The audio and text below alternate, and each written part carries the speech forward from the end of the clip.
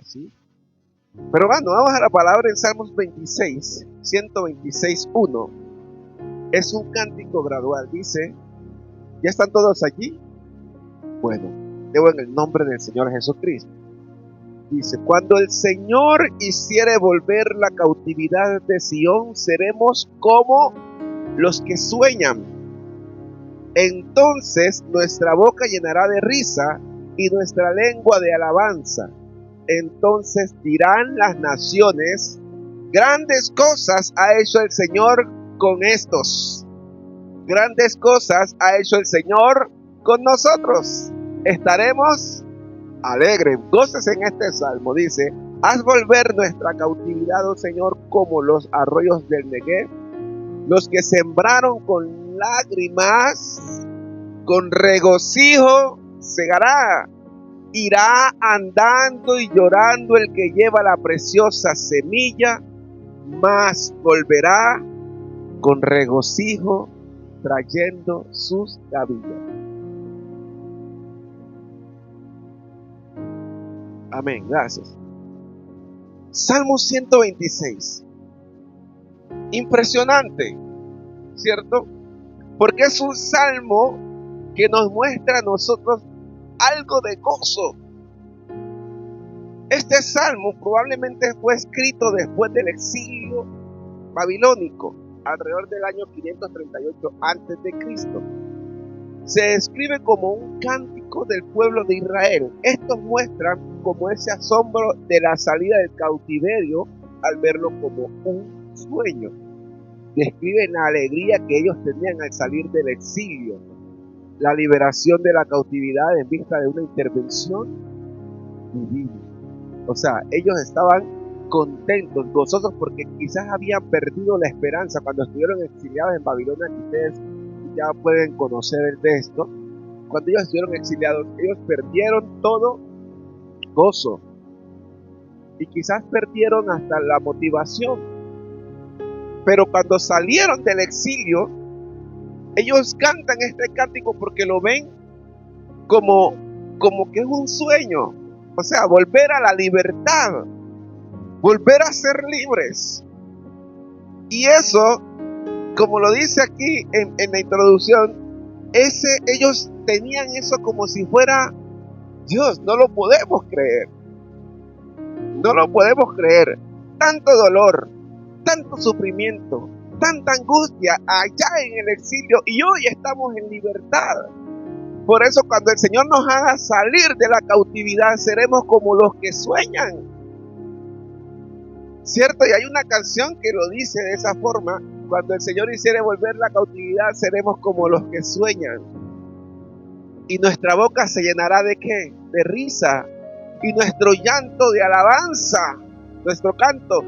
Entonces cuando vemos que ellos ven esa salida del exilio como esa intervención gloriosa de Dios, dicen, no lo podemos creer.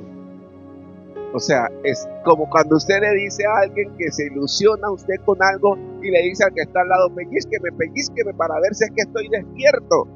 Así estaban ellos en ese momento, porque ellos decían, wow, no entendemos, no sabemos qué ha pasado. Nosotros estábamos exiliados estábamos en el cautiverio, estábamos exiliados y no teníamos paz. Pero hoy estamos diferentes y cantan este cántico cuando van subiendo del exilio, porque Dios le daba gozo, donde se le generaba la confianza en que Dios había hecho grandes cosas por ellos. Por eso el Señor les muestra y le dice y les permite cantar. Y este pueblo estaba tan gozoso y maravillado y rogaban a Dios que completara su obra. Por eso dicen en los versículos siguientes, entonces dirán las naciones, grandes cosas ha hecho el Señor con estos, ¿cierto? Y rogaban a Dios que completaran, Señor, diciéndole, Señor, haz volver de nuestra cautividad. Y cuando ellos claman a Dios y le dicen, completa la obra, ya has iniciado en nosotros. Y muchos rogaban para que Dios lo hiciese y completara la obra. Pero esperaban mucho y esperaban mucho más de Dios. Y seguían mirando las maravillas de Dios, con las cuales Dios los sacó divinamente de la esclavitud. ¿Cierto?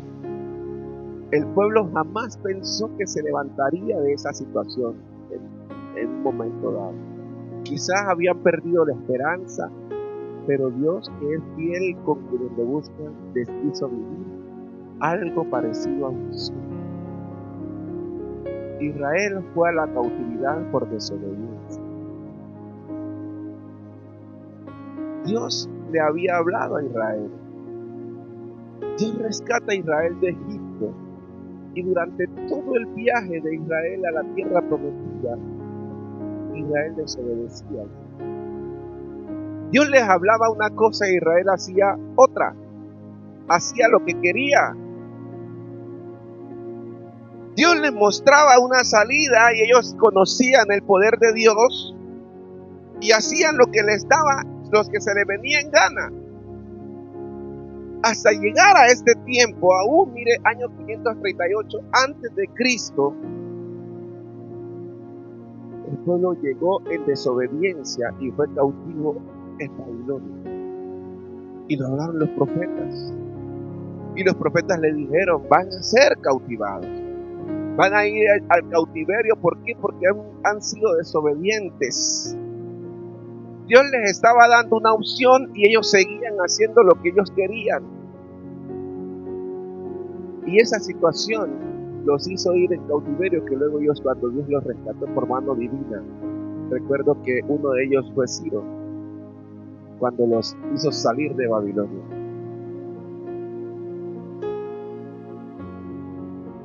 Y cuando llegamos nosotros aquí y ver la desobediencia que Israel tuvo, y que por esa desobediencia que Israel tuvo para con Dios fue al cautiverio. Dios los saca de la esclavitud y ellos vuelven a la esclavitud. Dios los saca a la libertad y ellos vuelven a hacerse esclavos ellos mismos. Quizá el pueblo de Israel fue cautivo por otra nación que lo adoptó y lo llevó al exilio. Pero hoy la iglesia está viviendo una esclavitud por desobediencia a Dios. Pero nos encerramos y nos encarcelamos ¿en quiénes? En nuestros pecados. El pueblo de Israel fue llevado por otra nación más poderosa. Pero a nosotros hoy nos está cautivando algo que es menos poderoso que nosotros. Pero que nosotros podemos tener total autoridad sobre eso. Que son nuestros pecados. Pecados que nos arrastran y nos llevan al gran exilio. De la presencia de Dios nos llevan al exilio, a la esclavitud del pecado, de la maldad. Pero así como Dios fue fiel con el pueblo de Israel, así será fiel Dios con nosotros para rescatarnos del pecado. Quizás hoy nosotros luchamos, Dios nos hizo libres, cuando conocimos a Dios nos hizo libres. Pero nosotros, cuando pasó el tiempo y disminuyó el primer amor que le dicen, tomando el texto del Apocalipsis, y se quita el primer amor, volvemos a la cautividad. En el primer amor nos enamoramos y andamos como los que sueñan y nos gozamos, pero luego volvemos a la cautividad de donde salió un día cada uno de nosotros y Dios nos sacó para darse gloria, pero después nosotros somos como ese pueblo que vamos cautivos a Babilonia, y cuando volvemos de la cautividad, y eso está pasando hoy con la iglesia. La iglesia fue libre. Los miembros de las iglesias hemos sido libres. Pero después de un tiempo hemos escogido la esclavitud como lo escogió el pueblo de Israel por desobediencia. Y luego el pueblo estaba esclavo y no podían adorar a Dios. Y yo recuerdo, hay un salmo que es cantado y dice, for the river of Babylon, ríos de Babilonia. Y cuando cantan ese salmo por los ríos de Babilonia, ¿cierto? Y usted lo ha escuchado, es una canción en inglés de Bonnie M. Y cuando usted escucha esa canción, By the Rivers of Babylon, ¿cierto? Y usted la escucha y dice, por los ríos de Babilonia, y nos sentábamos y llorábamos, dice la canción. ¿Recordando a quién? La libertad de Sion. Y nosotros como iglesia nos hemos esclavizado y en el pecado lloramos recordando cuando Dios nos ha hecho libres. Cuando un día anduvimos en la libertad de Cristo, pero volvimos a la esclavitud. Y nos pasa como el pueblo de Israel. Y no podemos decir para rivers of Babylon, ¿no? Porque ahí estamos también llorando nosotros. ¿Cierto? Ahí escuchamos.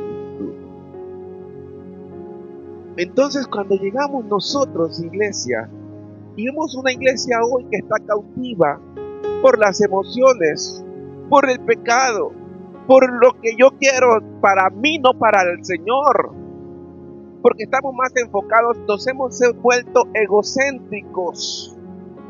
Anteriormente parecemos las teorías que se surgían del mundo. Dios es el sol y nosotros somos la tierra. Y anteriormente se decía que la tierra giraba, el sol giraba alrededor de la tierra. Y así estamos nosotros creyendo que Dios es el que debe girar alrededor de nosotros. Y pueden haber muchas versiones y teorías hoy, pero cuando se empezó a decir la tierra gira alrededor del sol, es como nosotros tenemos que volver a girar alrededor de Dios. No buscar lo nuestro, porque Dios dice en su palabra que busquemos primeramente el reino de Dios y su justicia, y las demás cosas serán añadidas. Dios quiere levantar generaciones que busquen el reino antes que cosas en la tierra. Esto es pasajero, hermano. Esto es pasajero. Usted y yo en cualquier momento, la gente viene aquí pensando que nunca va a partir de esta tierra. Y hay gente que no alcanza a nacer y ya se está yendo. Como otros que viven cientos de años como mi abuela. Y aún se están muriendo. Como 111, que ya tiene 111 años. Y usted lo ve caminando y corriendo y es el abuelito más viejo de la población. Y el que quiere pegarles a todos les pega. Ahora en septiembre celebramos los 112. Y así está la iglesia, como prisionera, esclavizada de los deseos. Yo quiero tener la iglesia más grande. Entonces, como yo quiero tener la iglesia más grande, empiezo a mal hablar de otras iglesias. Empiezo a criticar a otras iglesias. Empiezo a pisotear a otras iglesias. Cuando el Señor no nos mandó a causar división, el Señor nos mandó a causar unidad. Los pastores hoy se disputan cuál es la iglesia más grande. Me encanta esa canción de Marcos Vidal que dice, antes se morían en el Coliseo romano abrazados. Hoy discuten si para orar hay que unir las manos o no. Unos hablan en lenguas, otros critican eso. ¿Y por qué no buscan también la presencia de Dios, a ver si Dios les muestra algo del reino de los cielos? Porque cada uno de los miembros de las iglesias o líderes y pastores quieren volver lo que un día Dios les mostró en doctrina. Y eso no es así, porque Dios le habla a cada persona de una forma distinta. Lo que Dios me mostró a mí no le puedo convertir en doctrina para usted. Usted tiene que tener su propia experiencia con el Rey. Usted tiene que tener su propia experiencia. Que Dios haya entrado a mi casa y me haya dicho, eres libre, no quiere decir que usted también se lo va a decir. Pero que usted la va a libertar de otra forma, lo hará porque Él es Dios. Él es Dios. Israel, por la desobediencia, llevó ¿a dónde? A la cautividad. Nosotros hoy, por desobedecer, nos esclavizamos del pecado y nos atamos y nos ligamos con el pecado.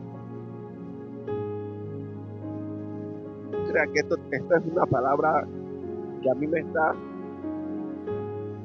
martillando. Y anoche que estaba escribiéndola, yo decía, Dios mío, eso como que es para Jorge.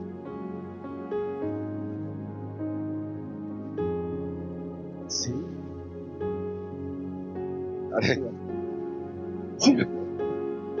Dios nos quiere llevar a nuevos niveles, pero nosotros hacemos como el pueblo de Israel y nos esclavizamos. Pero yo creo que así como Dios intervino divinamente en Israel, así intervendrá en cada uno de nosotros. Así lo hará en tu vida. Aunque no lo veas, Dios está trabajando. Eres la gloria al Señor. Así como llegó un Ciro y libertó a Israel de Babilonia, así llegará un Dios todopoderoso a tu vida y nos libertará del pecado, de la maldad que el enemigo nos ha querido volver a meter. La desobediencia que nos ha llevado a ser cautivos del pecado, Dios hará cosas diferentes con nosotros.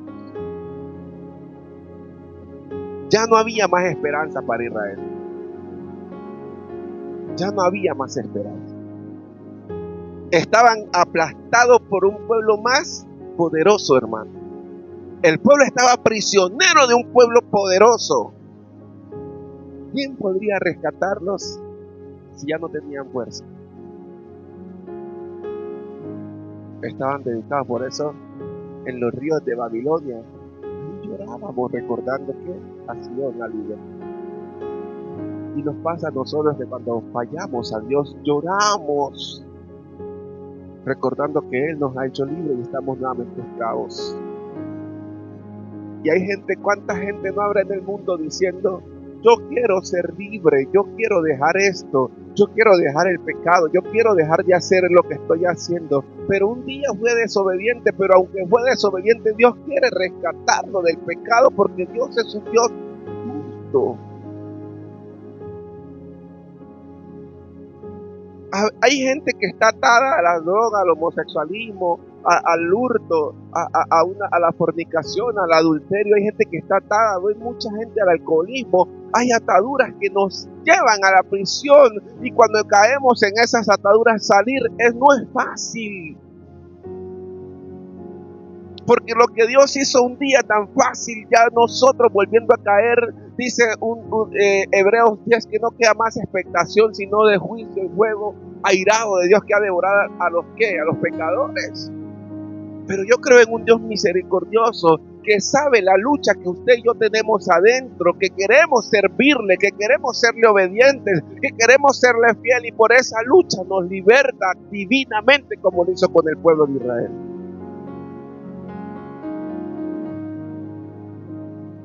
Lo que pasa es que ya no le enseñamos a la gente a amar a Cristo. Hoy la gente ya no se le enseña a amar al Señor, a la gente se le enseña que vaya a la iglesia a buscar un milagro, a buscar una cosa. Usted no tiene que ir a buscar un milagro a la iglesia. El solo hecho de usted estar parado allí, si Dios quiere sanarlo, lo sana sin que usted pase al frente. A mí me ha sanado si yo pasara adelante. Porque Dios es fiel. Dios no puede negarse a sí mismo. Él nos ama tanto que entregó a su Hijo. Y si Él entregó a Jesús, ¿qué no puede hacer por nosotros cuando no logramos salir de esa condición en la que estamos? Israel, por la desobediencia, cayó en la esclavitud, pero Dios con su misericordia los libertó. Si Dios no fuera misericordioso, Israel muere ya en el pueblo de Babilonia. Pero Dios, como es misericordioso, nos va a sacar. No importa lo que batallamos día a día, Dios quiere sacarnos y darnos la victoria. A veces hay mujeres que luchan con el esposo y el esposo con la esposa. Señor, es que yo fui desobediente y me casé con esta persona. Así decía. Y este es mi pecado y tengo que pagarlo. Amigo, el Dios que yo he conocido es un Dios que es misericordioso. Y predico de ese Dios misericordioso, que estando yo en lo más profundo del infierno de la tierra, en ese momento llegó el Señor y dijo: este me pertenece. Y al menos tengo que darle la oportunidad de conocerlo. No hay nadie en el mundo que muera sin tener la oportunidad de conocer a un Dios tan poderoso como el que tenemos. Lo que pasa es que la iglesia se ha sentado en el trono de justicia y no en el trono de liberación. La cautividad no podrá ser como la de Israel, que fue cautiva por otro pueblo. Pero luchamos con cosas con las cuales no hemos podido ganar. El ego, el enojo, la ira, la maledicencia, las críticas, la mentira, que es tan común entre los cristianos. Y no hemos podido ganar con eso, pero Dios quiere hoy comenzar a sacarnos de la esclavitud para llevarnos a su gloria y dejar que nosotros seamos transformados por el poder de Jesucristo. Eso es lo que Dios quiere hacer con nosotros, sacarnos de la esclavitud. Dele la gloria al Señor. Segundo, Dios hará grandes cosas con nosotros, contigo. Dios hará grandes cosas contigo. ¿Y qué dice el versículo 2? Nuestra boca llenará de risa y nuestra lengua de alabanza. Entonces dirán las naciones: grandes cosas ha hecho el Señor con estos. Cuando Dios te saque de la situación, de la esclavitud, del pecado, que la gente te ha maltratado, te ha humillado, te ha visto, entonces dirán ellos: grandes cosas está haciendo Dios con este muchacho, con esta muchacha, con este señor, con esta señora. Grandes cosas hará el Señor, porque te ha sacado de la esclavitud para llevarte a la gloria eterna, iglesia. Él nos ha rescatado y por eso las naciones dirán: grandes cosas está haciendo Dios contigo. Al principio muchos no creerán, pero al final dirán: yo sabía que algo se tenía diferente. Muchos dirán que Dios ha hecho cosas grandes contigo. Muchos no saben por lo que has pasado. Las naciones no podían hablar de Israel, pero no podían ver lo que Israel había vivido. Las naciones no vieron lo que Israel había vivido en el cautiverio. Las naciones no han visto lo que, si no estuviese escrito, no lo conoceríamos tampoco. Para poder decir: grandes cosas ha hecho Dios con Israel. Y así estamos nosotros. Quizás nuestros vecinos no ven lo que nosotros hemos vivido, lo que luchamos a diario. Quizás nos juzgan, nos señalan y nos dicen: vea, ese es el evangélico, el cristianito que anda por allá, y empiezan a criticarnos. Y no han visto la lucha que usted tiene para buscar a un Dios soberano. Porque llegar a Cristo no es llegué y pegué, como dice la canción. Llegar a Cristo es llegar y sufrir, porque su cuerpo va a querer volver atrás. Su cuerpo va a querer hacer las cosas que hacía en Babilonia, en Egipto. Su pueblo va a querer hacer las cosas que no es permitido hacer por nosotros, pero que sabemos que están mal. Y todo eso, iglesia, lo vemos hoy. ¿Por qué los jóvenes no duran en las iglesias? Que para que un joven dure tenemos que ponerlo de una vez. Llegó y a la semana ya está montado en audiovisuales, y la semana siguiente ya está cantando en la alabanza a Dios sin ni siquiera tener un arrepentimiento.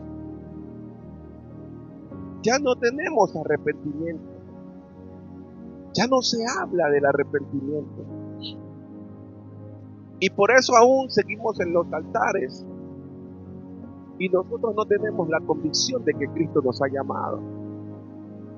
Porque muchos predicadores predican a un Dios que ni siquiera saben si es real o no, porque no han tenido una experiencia con Él.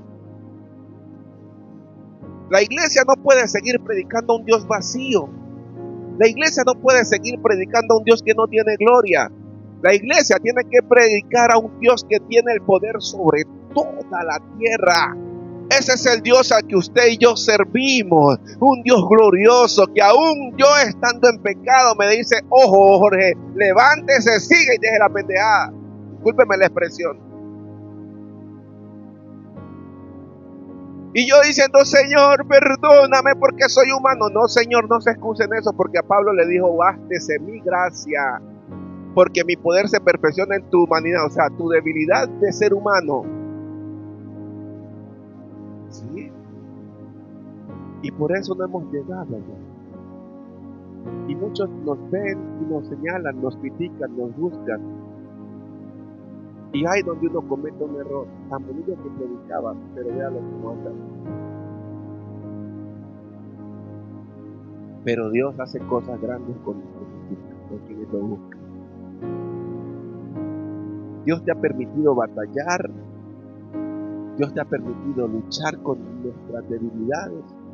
Porque muchos piensan que porque llegamos a Cristo ya eso fue varita mágica de Harry Potter y ¡pah! Y cambié. No. Yo me convertí a Cristo hace 15 años, 12 años. Y todavía hay cosas con las que batallo y bastante. No soy santo. Por eso le digo a la iglesia, la gloria no es para mí. La gloria es para Jesucristo que nos tiene aquí parados. No porque yo sea santo estoy aquí, porque no lo soy. Yo fallo, me caigo, me resbalo. Y no quiere decir que me esté excusando delante de ustedes. No, porque el que conoce verdaderamente mi corazón es Dios. Ustedes dirán, uy, tan bonito que predica y todo chévere, pero ustedes no saben la lucha a diario. Y yo no sé la lucha a diario que usted tiene. Porque no voy a decir que yo solo soy el que lucho aquí. Todos luchamos porque mientras estemos acá, decía un pastor, mientras estemos en esta, tenemos que estar luchando y luchando y luchando y luchando. Y el mismo Pablo, hermano, el mismo Pablo que tuvo la mejor, teológicamente, la única, verdadera transformación instantánea, tuvo Pablo.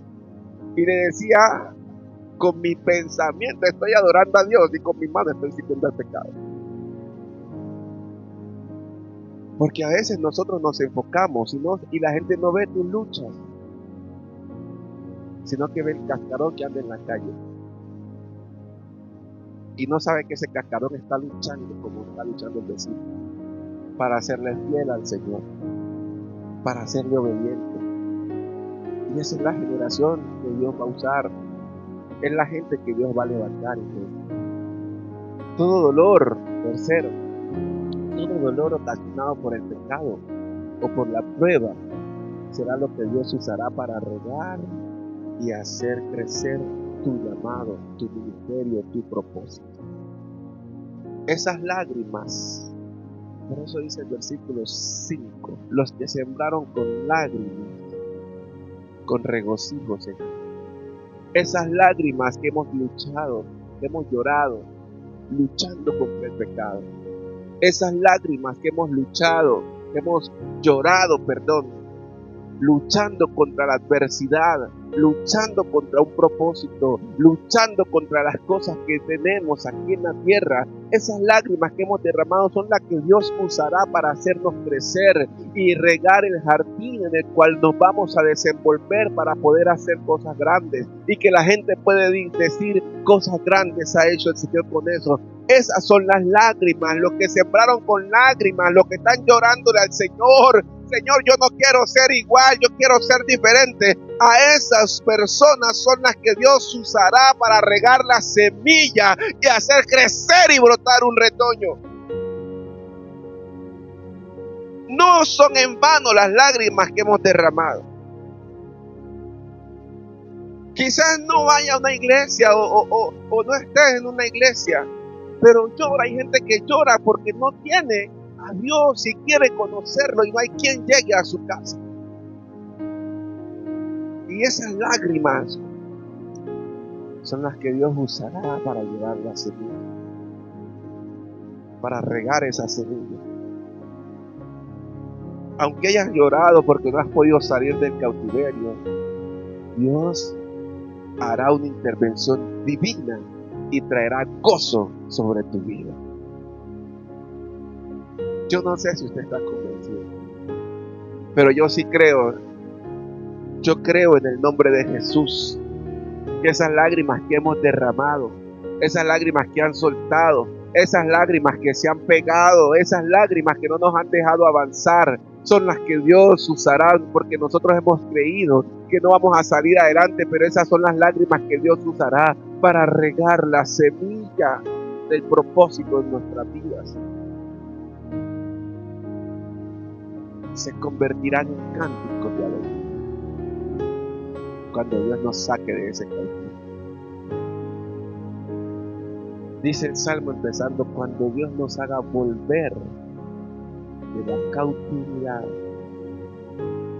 seremos como los sueños. No lo creemos. Señor, tanto que batallé con este pecado y hoy soy libre. No puedo, me parece, como decía una canción, eres increíble, es increíble. Nunca pensé que fuera a salir de esa condición, pero hoy soy libre para avanzar, soy libre para correr, soy libre para saltar, libre soy en Cristo Jesús, para darle gloria al Rey de Reyes y Señor de Señores. Dele la gloria a Jesús. La iglesia tenemos que volver a enamorarnos de Dios, no del vecino, ni de la vecina. Pastores, tenemos que volver a montarnos en los altares con amor, con unción, con deseo de conocer a Jesús. Hoy ya no buscamos los altares para adorar a Dios, sino para que me conozcan, que es que también tengo unción y no tengo nada para figurar. Hay muchos que nos arrodillamos y no tenemos a Dios en el corazón, sino que me arrodillo para que el vecino que está al lado mío crea que yo soy súper mega hiper espiritual y no lo soy. Arrodillarme en púlpito no indica que tenga el Espíritu Santo cuando ni siquiera me arrodillo en mi casa para decirle al Señor: aquí estoy. La iglesia tenemos que volver al tiempo donde buscábamos a Dios de corazón. Y esto no lo digo por ustedes, esto lo digo también por mí. La palabra dice, la palabra que es, ¿qué? Bueno, tira y desde dos filos. O sea, tira para allá y tira para acá. Y a mí me está pegando hoy 2 veces. No me va a ver sacrando. Porque yo creo en un Dios que restaura. Yo creo en ese Dios, iglesia. Y aunque no veamos, aunque no veamos, aunque usted no vea, Dios está trabajando. Usted no puede ver la respuesta, usted solamente es llorar y llorar y clamar y clamar. Pero Dios está trabajando. Dice la Escritura: no duerme el que guarda. No va a dormir el que te cuida, no va a dormir el que te protege, no va a dormir el que está contigo. Él siempre nos guarda, iglesia. Dios ha visto nuestras lágrimas y por eso nos llevará con regocijo. Con regocijo nos llevará el Señor. Y termino con esto, concluyo. Todo lo que hemos llorado para sembrar nuestros sueños, ministerio, trabajo, visión en la presencia de Dios, Dios usará esas lágrimas para regar esas semillas. Y mientras construimos el sueño y la meta, cantaremos de alegría cuando Dios nos muestre el resultado grandioso. La iglesia tenemos que volver al tiempo antiguo, donde se adoraba a Jesús de corazón. Por eso dice: irá andando y llorando el que lleva la preciosa semilla, mas volverá con regocijo, trayendo sus cabillas. Cuando estaba en la universidad, en medio de la crisis existencial que me dio, el pastor nos lleva una diapositiva. Y usted puede escuchar a los teólogos: destruyó el texto con descontextualizó el texto, pero llevó esta palabra. Llevó el Salmo 126, 5 y 6. Ahí me aprendí ese salmo. Estaba pasando por un momento tan difícil, empezando a construir un sueño, una nueva visión. Y el pastor llevó este salmo. Claro que él lo sacó de otra versión. Y para mí eso fue una palabra que me martilló. Y de una vez, desde ese día, en 2015, 2017, el primer semestre de 2017, que fue el curso, vocación y ministerio, fue cuando yo me aprendí este salmo. No lo había escuchado.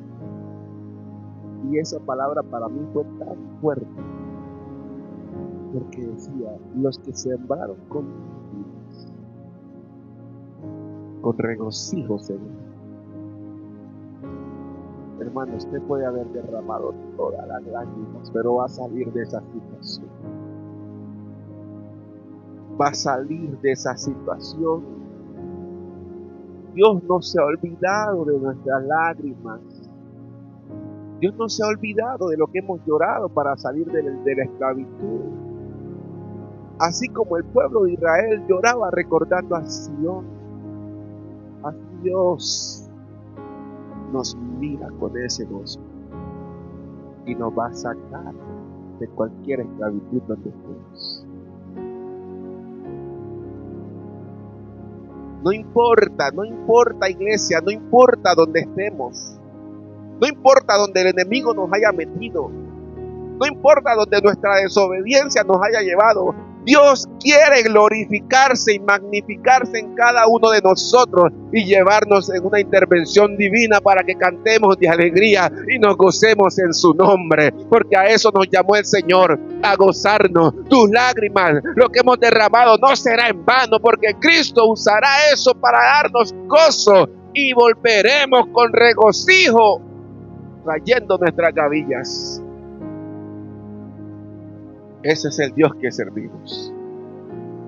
Ese es el Dios que servimos. Ese es el Dios a quien servimos. No hay otra iglesia. No hay otro. Oremos a Dios, que en cualquier momento volveremos a la senda antigua y que veremos su gloria. Quizás no seamos los avivadores, pero avivémonos al menos para que nuestra iglesia sea avivada. Y el avivamiento no nos va a llegar esperando que el avivamiento llegue. El avivamiento va a llegar cuando nosotros lo ocasionemos. Y no esperemos a que Dios nos apriete como a veces uno que usa corbata por primera vez. Porque Dios nos levanta. Dios nos levanta. Amén. Póngase sobre sus pies y vamos a orar al Señor. Dios te dará gozo después de. Así se llama el mensaje. Ya usted le pondrá después de qué le dará gozo el Señor. Si le dará gozo después del sueño, si le dará gozo después de la visión, si le dará gozo después de la empresa, si le dará gozo después de sacarlo del pecado. Dios le dará gozo después de. Después de nos dará gozo el Señor. Cada uno sabe y le pondrá el final al mensaje. A mí me dará gozo después de. Amén. Incline su rostro.